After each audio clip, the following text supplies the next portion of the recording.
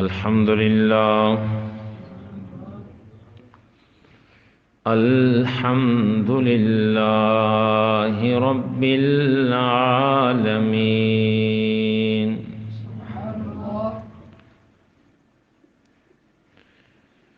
والعاقبة للمتقين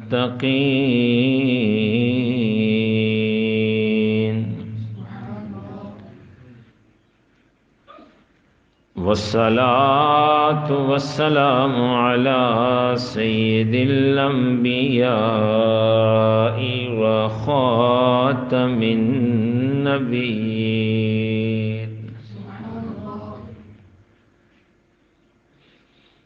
أما بعد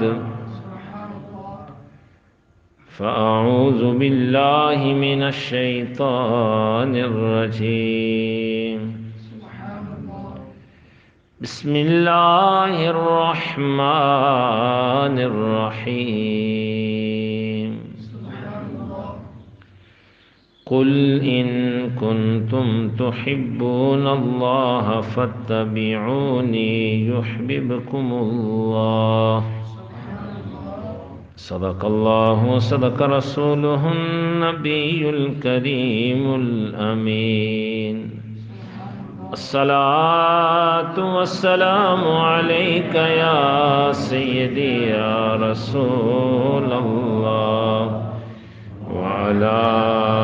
آلك وأصحابك يا سيدي يا جد الحسن والحسين الصلاة والسلام عليك يا سيدي يا رسول الله وعلى آلك وأصحابك يا سيدي يا شفيع المذنبين بعد الحمد والصلاة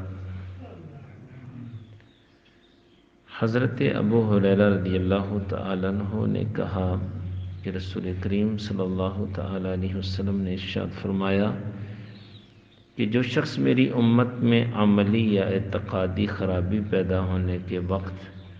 میری سنت پر عمل کرے گا اس کو 100 شہیدوں کا ثواب ملے گا۔ حضرت بلال بن حارث رضی اللہ تعالیٰ عنہ سے روایت ہے، انہوں نے کہا کہ کریم آقا صلی اللہ تعالیٰ علیہ وسلم نے ارشاد فرمایا کہ جس نے میری کسی ایسی سنت کو لوگوں میں رائج کیا جس کا چلن ختم ہو گیا ہو تو جتنے لوگ اس پر عمل کریں گے ان سب کے برابر رائج کرنے والے کو ثواب ملے گا، اور عمل کرنے والوں کے ثواب میں کچھ کمی نہ ہوگی۔ اور جس نے کوئی ایسی نئی بات نکالی جو برائی ہے جس سے اللہ اور رسول جل جلالہ و صلی اللہ تعالی وسلم پسند نہیں فرماتے تو جتنے لوگ اس پر عمل کریں گے ان سب کے برابر نکالنے والے پر گناہ ہوگا، اور عمل کرنے والوں کے گناہ میں کچھ کمی نہ ہوگی۔ نیکی کا کام کرو گے تو مرنے کے بعد بھی تسلسل نیکیوں کا ثواب جاری رہے گا۔ اگر سرکار مدینہ صلی اللہ علیہ وسلم کی سنتوں کی برکات پیش کرتے رہو گے تو کریم آقا صلی اللہ علیہ وسلم کتنے خوش ہوں گے، شفاعت مصطفیٰ صلی اللہ علیہ وسلم نصیب ہوگی۔ حضرت جریر رضی اللہ تعالیٰ عنہ نے کہا کہ کریم آقا صلی اللہ تعالیٰ وسلم نے ارشاد فرمایا کہ جو اسلام میں کسی اچھے طریقہ کو رائج کرے گا تو اس کو اپنے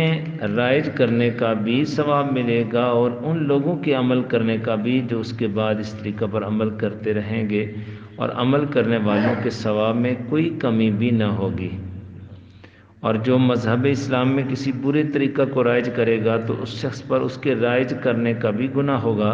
اور ان لوگوں کے عمل کرنے کا بھی گناہ ہوگا جو اس کے بعد اس طریقہ پر عمل کرتے رہیں گے، اور عمل کرنے والوں کے گناہ میں کوئی کمی نہ ہوگی۔ حضرت جابر رضی اللہ تعالیٰ عنہ نے کہا کہ سرکار مدینہ صلی اللہ تعالیٰ علیہ وسلم نے غالباً ایک خطبہ میں فرمایا کہ بعد حمد الہی کے معلوم ہونا چاہیے کہ سب سے بہتر کلام کتاب اللہ ہے اور بہترین راستہ محمد صلی اللہ تعالیٰ علیہ وسلم کا راستہ ہے، اور بدترین چیزوں میں وہ ہے جسے نیا نکالا گیا اور ہر بدعت گمراہی ہے۔ بدعت سے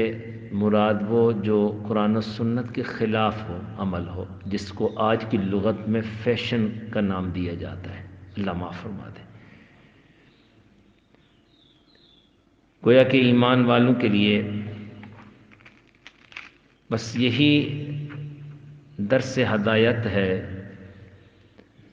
کہ ہمارے لیے، مسلمانوں کے لیے سرکار مدینہ صلی اللہ تعالی علیہ وسلم کا طریقہ ہے، سرکار دو عالم صلی اللہ علیہ وسلم کی سنتیں ہیں، اور غیروں کے لیے جس کو آج فیشن کا نام دیا جاتا ہے، اللہ معاف فرما دے۔ یاد رکھنا کہ جو کوئی غیروں کے طرز عمل کو اپنائے گا، نبی پاک صلی اللہ علیہ وسلم کی ایک وعید ہے کہ جو جس قوم کی مشابہت اختیار کرے گا انہی کے ساتھ وہ اٹھایا جائے گا۔ آج اگر غیروں کے طرز عمل کو اپناؤ گے نا، اللہ معاف فرما دے، تو انہی کے ساتھ اٹھائے گئے تو ان کا ٹھکانہ تو دوزخ کی آگ ہے، اللہ معاف فرما دے۔ اور ان کی عادتیں اپنانے والا، ان کی فیشن اپنانے والا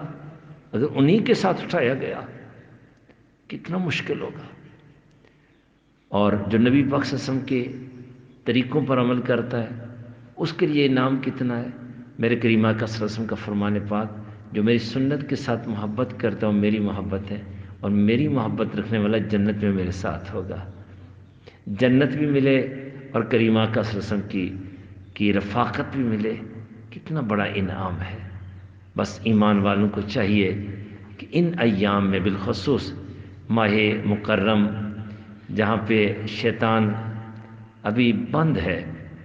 تو یہاں پہ جتنا بھی کوشش کی جائے سرکار مدینہ صلی اللہ علیہ وسلم کی پیاری سنتوں پر عمل کیا جائے، تو جب عادت بن جائے گی نا تو پھر انشاءاللہ ساری زندگی کے لیے وہ ختم نہیں ہوں گی۔ اگر اچھے انداز میں ان کو کرنے کی عادت بنا لی جائے گی، شوق ہوگا، سرکار مدینہ صلی اللہ علیہ وسلم کی محبت ہوگی، تو پھر انشاءاللہ اس پہ استقامت رہے گی۔ آج کی حدیث پاک سرکار دو عالم صلی اللہ تعالی علیہ وسلم کا کہ فرمان پاک کو حضرت عائشہ صدیقہ رضی اللہ تعالیٰ عنہ بیان فرماتی ہیں کہ سرکار دو عالم صلی اللہ تعالی وسلم جس قدر رمضان کے آخری عشرہ میں عبادت و سخاوت کرنے کی کوشش کرتے تھے، وہ اس کے علاوہ کسی اور وقت نہیں کرتے تھے۔ یعنی آخری ایام میں سرکار مدینہ صلی اللہ علیہ وسلم کی سخاوت بڑھ جایا کرتی تھی۔ ہمیں بھی کوشش کرنا چاہیے کہ حضور رحمت عالم صلی اللہ تعالی وسلم کی سنت کریمہ پر عمل کریں، سخاوت کریں، اور جو بندہ ایمان والا صدقہ دیتا ہے نا، سرکار مدینہ صلی اللہ تعالی وسلم قسم اٹھا کے فرماتے ہیں صدقہ دینے سے مال گھٹتا نہیں ہے، بڑھتا ہی ہے۔ اللہ تعالیٰ عمل کی توفیق عطا فرمائے، آمین۔ وما توفیقی